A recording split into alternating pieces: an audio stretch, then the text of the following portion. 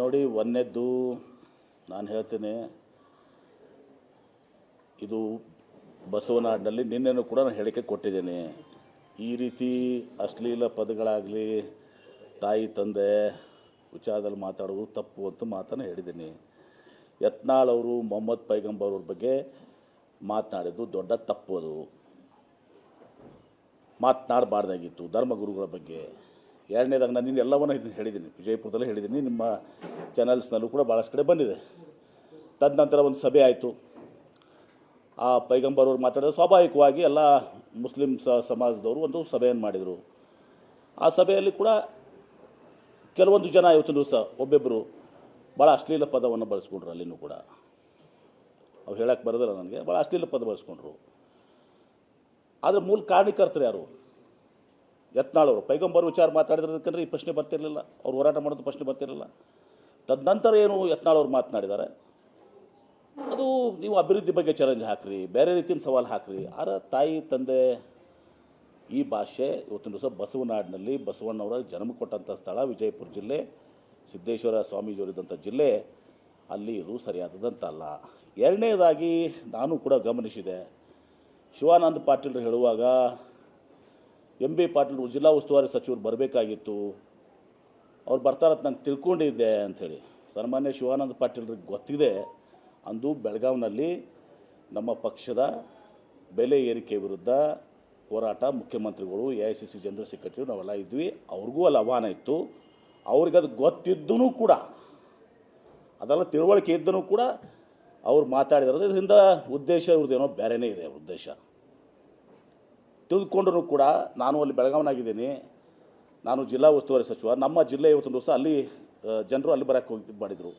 ಶಿವಾನಂದ ಪಾಟೀಲ್ ಹಾವೇರಿ ಜಿಲ್ಲೆ ಉಸ್ತುವಾರಿ, ಅವ್ರಿಗೆ ನಿನ್ನೆ ಹುಬ್ಳಿಗೆ ಹೋಗಿದ್ರು, ಇವ್ರು ಹೋಗಿದ್ರಲ್ಲ ಹುಬ್ಳಿಗೆ.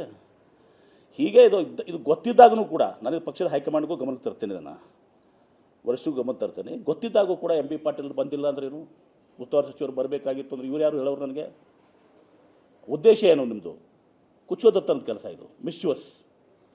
ಈ ರೀತಿ ಏನೋ ಒಂದು ತಪ್ಪು ಸಂದೇಶವನ್ನು ಮುಸ್ಲಿಂ ಸಮುದಾಯಕ್ಕೆ ಕೊಡಬೇಕಂತ ನೀವು ಬಯಸಿದ್ದೀರಿ.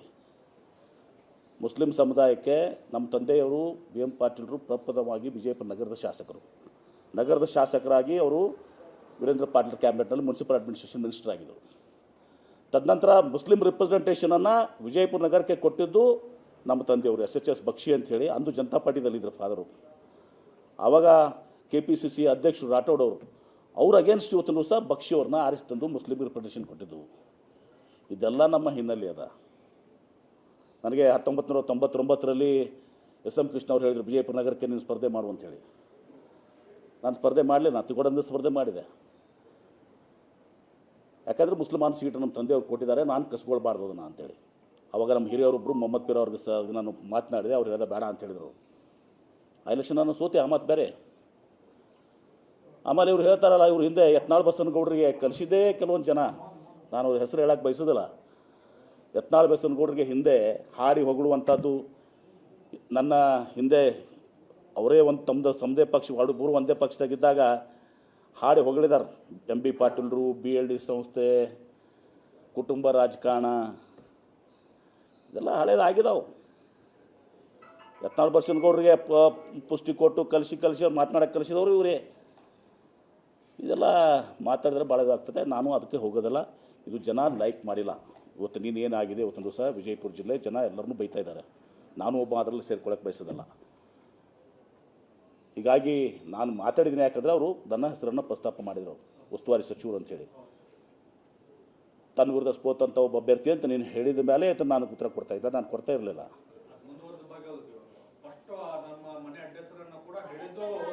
ಅದೆಲ್ಲ ಹಿಂದೆ ಭಾಳಷ್ಟು ಆಗಿ ಹೋಗಿದ್ದಾವೆ.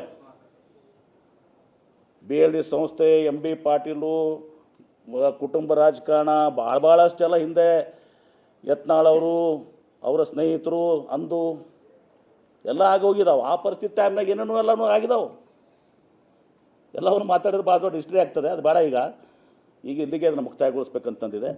ನಮ್ಮದೇನಿದೆ ಇವತ್ತಿನ ದಿವಸ ನನ್ನ ಹೆಸರು ಪ್ರಸ್ತಾಪ ಮಾಡಿಸಿದ್ದಕ್ಕೆ ಇವತ್ತಿನ ದಿವಸ ಇದರಲ್ಲಿ ನಾನು ಪಕ್ಷದ ಹೈಕಮಾಂಡಿಗೆ ಗಮನಕ್ಕೆ ತರ್ತೇನೆ. ಪಕ್ಷದ ಅಧ್ಯಕ್ಷರು ತರ್ತೀನಿ, ಮುಖ್ಯಮಂತ್ರಿಗಳು ತರ್ತೀನಿ, ಹೈಕಮಾಂಡ್ ತರ್ತೀನಿ. ನನ್ನ ಹೆಸರು ತರಕ್ಕೆ ಹೋಗಿದ್ರಿ. ನಿಮ್ಮ ಉದ್ದೇಶ ಏನೋ ಇರ್ಬೋದು, ಮುಸಲ್ಮಾನರಿಗೆ ನೀವು ಇದು ಮಾಡಿ ನಿಮ್ದೇನೋ ಒಂದು ಉದ್ದೇಶ ಇರಬೇಕು, ಅಥವಾ ಎಂ ಬಿ ಪಾಟೀಲ್ನ ಮುಸಲ್ಮಾನರ ಮುಂದೆ ಕೆಟ್ಟ ಮಾಡುವಂಥ ಉದ್ದೇಶ ಇರ್ಬೋದು. ಮತ್ತು ನಿಮ್ಮ ಆಶೆ ವಿಜಯಪುರ ನಗರಕ್ಕೆ ಸ್ಪರ್ಧೆ ಮಾಡೋದು, ಅದರ ಸಲುವಾಗಿ ನೀವು ಇದನ್ನು ಈ ಮಾತನ್ನು ನೀವು ಆಡಿರ್ಬೋದು. ನಿಮ್ಮ ಸ್ವಾರ್ಥಕ್ಕಾಗಿ ನನ್ನ ಯಾಕೆ ತರ್ತೀರ ಇದರಲ್ಲಿ?